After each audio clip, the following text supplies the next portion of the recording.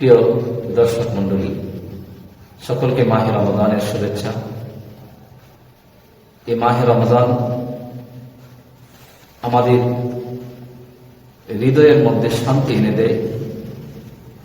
তার কারণ হচ্ছে রমজান উপলক্ষে, রমজানের ওসিলায় আল্লাহ পাক যে পরিমাণ রহমত নাজিল করেন, যে পরিমাণ রহমত ওনার নাজিল হয় তার পক্ষ থেকে, রমজানের ওসিলায় যে পরিমাণ রহমত তার পক্ষ থেকে নাজিল হয়, এই রহমতের দ্বারা আমরা আমাদের দিল মন ভরে যায়, আমরা প্রশান্তি পাই।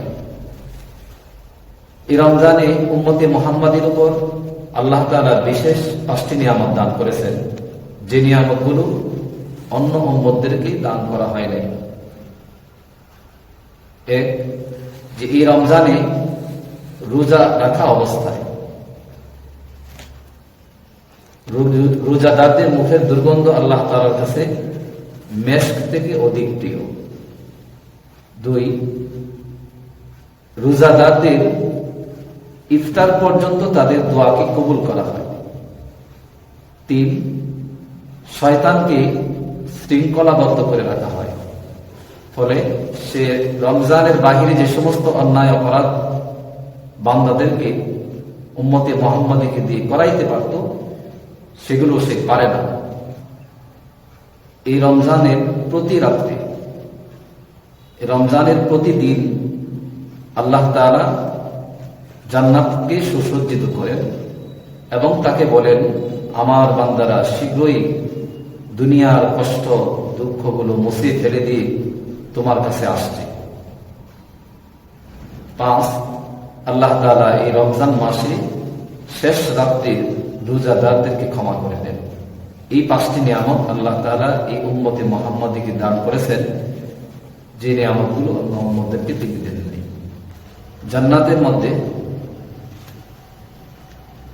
হযরত সাহাল ইবনে সাদ রাদিয়াল্লাহু তাআলা থেকে বর্ণিত, রাসূল করিম সাল্লাল্লাহু আলাইহি ওয়াসাল্লাম ইরশাদ করেন, জান্নাতের মধ্যে একটি দরজা আছে, যে দরজাটির নাম হলো রাইয়ান। যারা রমজান মাসে রোজা রাখবে, আল্লাহ তাআলা তাদেরকে ওই রাইয়ান নামক দরজা দিয়ে, রাইয়ান নামক গেট দিয়ে জান্নাতের মধ্যে প্রবেশ করাবেন। একজন ঘোষণাকারী ঘোষণা করবেন, রোজাদাররা কোথায়? যখন রোজাদাররা ওই ঘোষণাকারীর কাছে যাবে, তখন তাদেরকে ওই দরজা দিয়ে প্রবেশ করানো হবে। রোজাদাররা যখন তাতে প্রবেশ করবেন, তখন ওই দরজাকে নক করে দেওয়া হবে, ওই দরজা দিয়ে আর কেউ প্রবেশ করতে পারবে না। এক হাদিসের মধ্যে রাসূল করিম সাল্লাল্লাহু আলাইহি ওয়াসাল্লাম ইরশাদ করেন যে ব্যক্তি ঈমান এবং ইহতিসাবের সাথে রমজানের রোজা রাখবে, আল্লাহ তাআলা তার পূর্বের গুনাহগুলো মাফ করে দিবেন।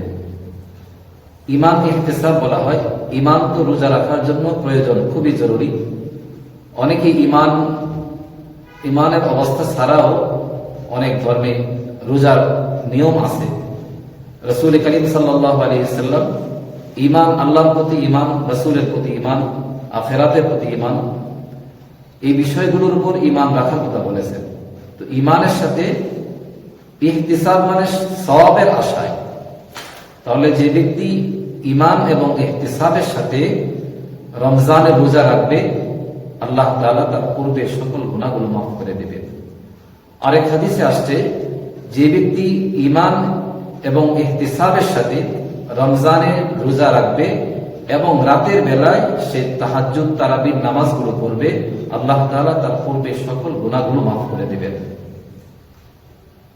তো আল্লাহ তাআলা 3টা সিস্টেমে এই রমজান মাসে বান্দাদেরকে ক্ষমা করে থাকেন।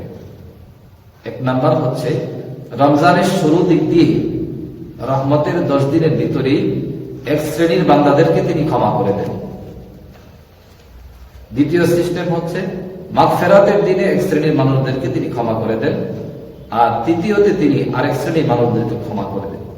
প্রথম শ্রেণীর মানুষ তারা হচ্ছেন যারা সারা বছর কোনো গুনাহ করেন না, সারা বছর নেক আমলের উপর তারা টিকে থাকেন, শত অসুবিধা কষ্ট সবকিছু ঝেড়ে ফেলে দিয়ে তারা রমজান না শুধু সারা বছর একই নিয়মে একই সিস্টেমে তারা আল্লাহর গোলামি আত্মসত্য করেন। রমজান আসা মাত্রই আল্লাহ পাক ওই সমস্ত বান্দাদেরকে মাফ করে দেন এবং জান্নাতের ফয়সালা দিয়ে দেন। আরেক শ্রেণীর মানুষ যাদেরকে মাগফিরাতের দিনে ক্ষমা করে দেওয়া হয়, যারা কখনো বৎসরের মাঝখানে বা কখনো কখনো তাদের গুনাহ হয়ে যায়, অন্যায় হয়ে যায়, কিন্তু যেই রমজান চলে আসে, রমজান আসা মাত্রই তারা সতর্ক হয়ে যান, আর কোনো অন্যায় অপরাধ না, শুধু আল্লাহকেই রাজি করতে হবে, এমন মনোভাব নিয়ে যারা প্রথম শ্রেণীর লোকদের মতন রোজা রাখে এবং তারাবির নামাজ পড়তে থাকে, তাদেরকে আল্লাহ তাআলা মাফ করে দেন এবং জান্নাতের ফয়সালা তাদের জন্য করে দেন। তৃতীয় ভাগে আল্লাহ তাআলা এক শ্রেণীর মানুষদেরকে ক্ষমা করেন যারা সারা বছর কোনো ইবাদত বন্দেগী করে না, যারা গুনাহের কাজে লিপ্ত। এমনই মনে হয় যেন রমজান ছাড়া তারা যদি কখনো মারা যাইত তাহলে তারা যেন জাহান্নামে চলে যেত। তারা যখন প্রথম এবং দ্বিতীয় শ্রেণীর লোকদের সাথে সাথে নামাজ পড়তে মসজিদে আসে এবং রমজানের রোজাগুলো রাখে, তো এভাবে যখন তাদের মতন নেক আমল করতে থাকে, শেষ দশকে আল্লাহ তাআলা ফেরেশতাদেরকে বলে দেন, আমি আমার ওই বান্দাদেরকেও ক্ষমা করে দিলাম, তোমরা তাদেরকে জান্নাতের, আমি আমার ওই বান্দাদেরকে ক্ষমা করে দিলাম, ওই বান্দাদের জন্য জান্নাতের ফয়সালা করে দিলাম। রাসূল করিম সাল্লাল্লাহু আলাইহি ওয়াসাল্লাম তিনি তার উম্মতদেরকে উপদেশ দিয়েছেন, তোমরা রমজান মাসে 4টি কাজ বেশি করে করবে। 2টি কাজ আল্লাহর সন্তুষ্টির জন্য আর 2টি কাজ নিজেদের বাঁচার জন্য। আল্লাহর সন্তুষ্টির জন্য যে 2টি কাজ করবে, লা ইলাহা ইল্লাল্লাহ, এই কালিমা জিকির বেশি পরিমাণে করবে এবং বেশি পরিমাণে ইস্তিগফার করবে। নিজের জন্য যে 2টি কাজ করতেই হবে, জান্নাত বেশি করে চাওয়া আর জাহান্নাম থেকে মুক্তি চাওয়া। জান্নাত বেশি পরিমাণে আল্লাহর কাছে চাইবে আর জাহান্নাম থেকে মুক্তি চাইবে। এই 4টি কাজ রাসূল সাল্লাল্লাহু আলাইহি ওয়াসাল্লাম রমজান মাসে বেশি করে করতে নির্দেশ দিয়েছে। তাই আমরা রমজানের রাসূল করিম সাল্লাল্লাহু আলাইহি ওয়াসাল্লাম যেভাবে আমাদেরকে নির্দেশনা দিয়েছেন, সেই নির্দেশনা মেনে আমরা রমজানের রোজাগুলো রাখবো। আল্লাহ পাক আমাদের সকলকে তৌফিক দান করুন। সকলের সুস্থতা দীর্ঘায়ু কামনা করি। এখানেই শেষ করছি। আল্লাহ হাফেজ। আসসালামু আলাইকুম।